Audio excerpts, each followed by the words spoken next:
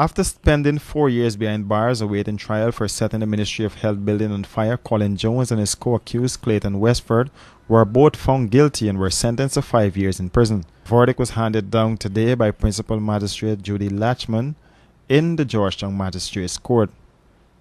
The magistrate ruled that a prima facie case was made out against the two men on a charge the police labeled as domestic terrorism. The fire reportedly started when China bombs exploded in the building back in July of 2009. At the time, Dr. Leslie Ramsamy was the Minister of Health. Today he appeared in the court and briefed the court just before the verdict was handed down. Outside of the courthouse, he spoke to the media.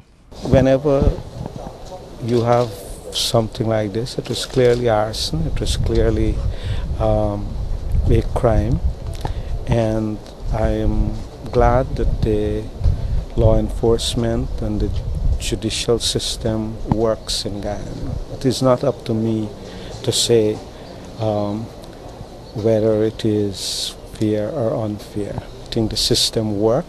Those who were responsible, at least some, have been prosecuted.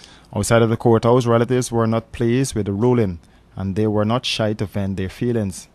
Now you can get somebody 5 years for burning down a building after they went to prison for 4 years and not a evidence you got. They said to find a barker with gasoline in the fire with China and it can't come. It ain't even got fingerprint, nothing is we doing. The last come out, he had a cold beverage and still me Sunday. Nobody ain't pointing you out, but telling not, God knows. No fire police, nobody never come there. And she said, but 5 years. Westford's attorney, Michael Somersall, said he plans to appeal the decision of the magistrate.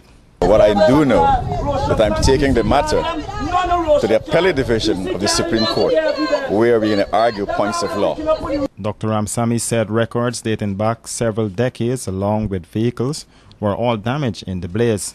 The two men sentenced today were said to be part of a larger gang that carried out the attack at the Ministry of Health building.